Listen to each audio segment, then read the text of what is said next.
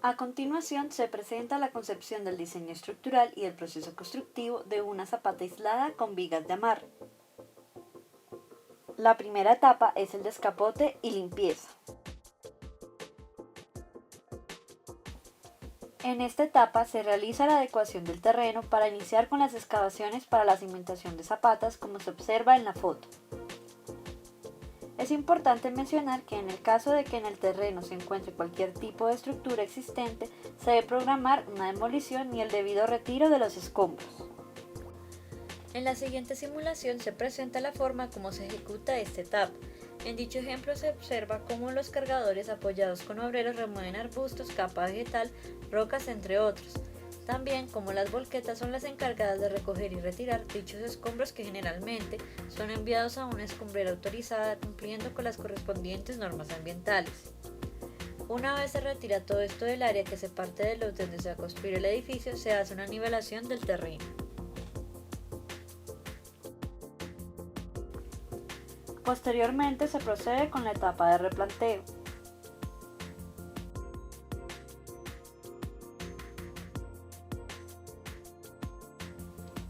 Se procede a marcar el lugar donde va a ir cada zapata teniendo en cuenta el plano de localización que como ejemplo se muestra a continuación. Un ejemplo real de esta etapa es el que se visualiza en la foto donde ya están marcadas diferentes zapatas con cal y la retroexcavadora está lista para ejecutar la correspondiente excavación de cada una de ellas. En el siguiente video se presenta la forma como se realiza esta etapa. Para ello es indispensable una comisión de topografía quienes se apoyan de teodolitos, reglilla, plomada, cinta, entre otras herramientas. Simultáneamente el oficial lejero y sus correspondientes ayudantes proceden a marcar con cal las dimensiones en planta de cada zapata basados en los planos de diseño. En dicha simulación se observa cómo hicieron el replanteo finalmente de 4 zapatas aisladas. Posteriormente se procede con la etapa de excavación. Se procede con el proceso de excavación de cada punto debidamente marcado hasta llegar a la profundidad que el ingeniero de suelos haya definido según el estudio de suelos y el diseño estructural. Un estudio de suelos normal debe incluir en estos casos recomendaciones sobre el tipo de cimentación, los asentamientos y la caracterización del suelo. Esta excavación puede realizarse por medio de una retroexcavadora o manualmente como se observa en la siguiente foto.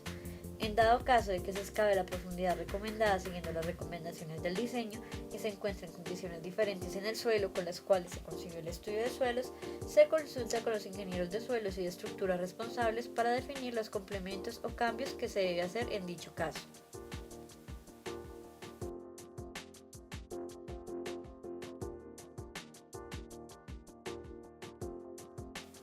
En esta animación se muestra la forma como 2 retroexcavadoras realizan la excavación correspondiente para 4 zapatas aisladas. El material excavado generalmente puede ser utilizado como relleno de las mismas zapatas o en caso contrario debe ser llevado en volquetas a la escombrera. Si durante la excavación, ya sea por lluvias o por el nivel freático, se llena de agua, lo que se debe hacer es rápidamente extraer el agua manualmente o dependiendo de la profundidad mediante bombas. En caso en que se llegue a encontrar un río subterráneo, se procede a canalizar dicho cuerpo de agua de tal forma que no afecte el proceso de construcción de la zapata.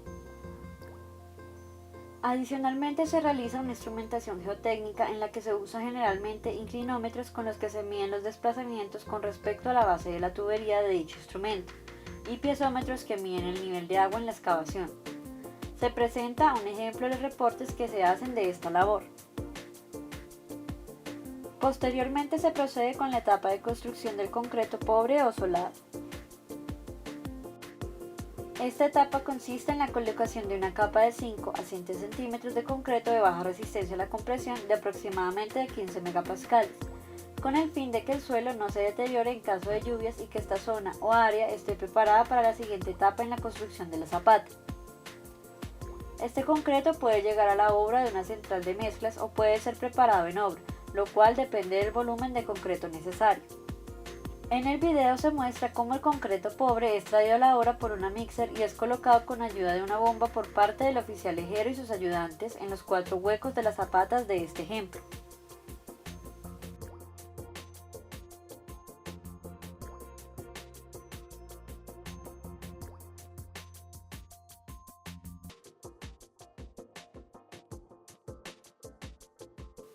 En esta parte se recuerda la etapa que se hace en la oficina, que consiste en el análisis y diseño estructural de las zapatas y su relación con las diferentes etapas de construcción. Esto por la importancia que los ingenieros estructurales conozcan los procesos de construcción de este tipo de obra y los ingenieros de obra conozcan los conceptos básicos que se deben tener en cuenta para su diseño sismorresistente estipulado en las normas. Es importante el módulo de análisis estructural del edificio que se expone en ese trabajo, a través del cual se tienen las reacciones que le transmite la estructura al edificio.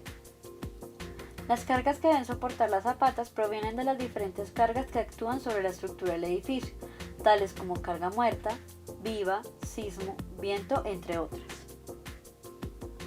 Dichas cargas serán modificadas por las combinaciones de carga establecidas por las normas y harán que la estructura del edificio tenga que soportar o asumir esfuerzos y deformaciones como se muestra a continuación. Dependiendo del tipo de apoyo, se generarán reacciones a nivel de la cimentación producidas por las cargas externas, tales como fuerzas horizontales, verticales y momentos en cada dirección. Basados en lo anterior, se procede al diseño a flexión. En la figura se presenta un esquema que sirve como ejemplo y el sitio donde se aplican las diferentes cargas en el plano XZ de dicha zapata, tales como verticales, horizontales y momentos. Lo anterior también sucede y debe ser revisado en el plano YZ. Es la misma carga vertical, pero diferente carga horizontal y momento. Se determinan las cargas que actúan en la base de la zapata, lo cual se logra trasladando las cargas de la superficie a este punto, aplicando las ecuaciones que se observan en la figura. Dichas cargas producen un esfuerzo actuante que generalmente se considera en forma aproximada como lineal, pero realmente su comportamiento real puede ser el que se muestra también en la figura, lo cual depende de las características del suelo. Dichos esfuerzos deben ser menores a la capacidad portante que estableció el ingeniero de suelos para dicha zapata.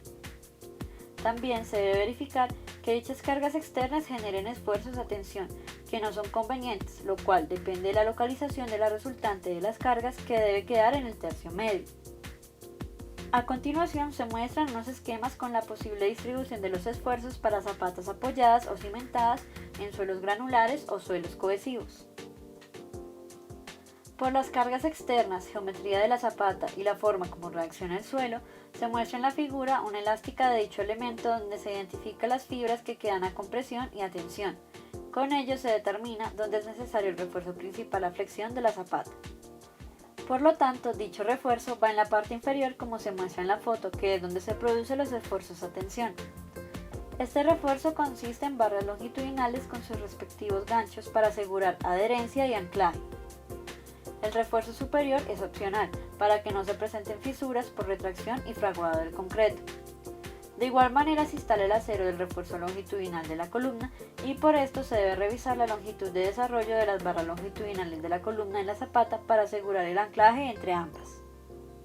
Se procede con el diseño acortante. La resistencia al cortante de las zapatas lo suministra solamente el concreto, por lo que es muy importante el espesor de dicho elemento. A estos elementos no se le colocan flejes. En la figura se muestran los aspectos principales de una zapata: localización del refuerzo principal a flexión, refuerzo por retracción y fraguado, refuerzo de las columnas, el concreto pobre y el relleno que debe ser debidamente compactado.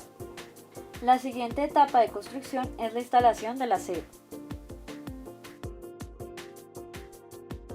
Antes de instalar el acero se colocan los separadores para garantizar el recubrimiento.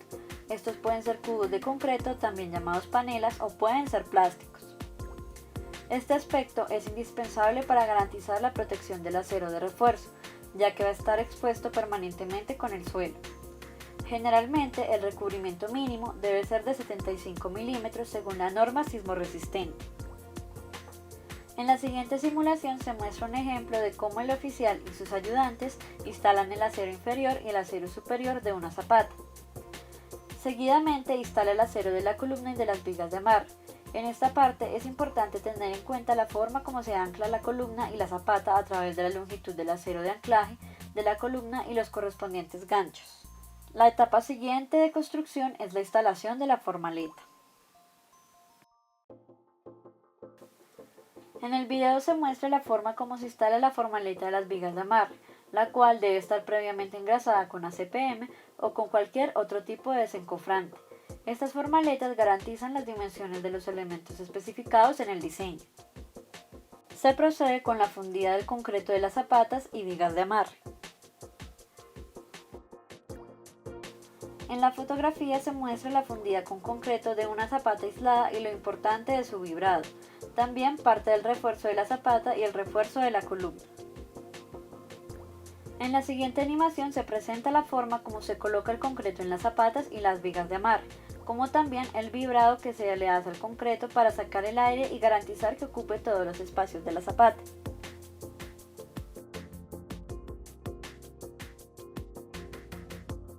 Se procede a la colocación del material de relleno. Al siguiente día se coloca el material de relleno como se observa en la correspondiente animación. Esto puede ser el mismo material que se excavó previamente, el cual debe ser definido por el ingeniero de suelos. Este material debe ser debidamente compactado basado en el ensayo de CBR para asegurar estabilidad y buena conformación del cimiento. Sigue la instalación del acero y de la formaleta de la losa de piso. En el video se muestra la forma como el oficial y sus ayudantes proceden a instalar el acero de la losa de piso, el cual amarran mediante alambre negro y el bichiroque. Este acero en algunos casos se une con algunos pelos de acero de las vigas de amarre que se dejan previamente.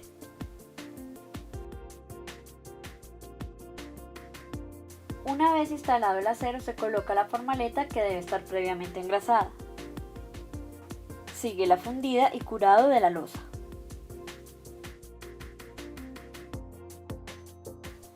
En la simulación se funde la losa de piso con el concreto que haya sido especificado en el diseño. Este es esparcido mediante palas por el oficial y su ayudante y se vibra con el vibrador para sacar el aire y garantizar que el concreto llegue a toda la losa. Al día siguiente se inicia el proceso de curado, el cual es muy importante ya que controlará la pérdida de humedad en el concreto y garantiza que éste desarrolle adecuadamente su resistencia. El anterior video se basó en las siguientes referencias bibliográficas.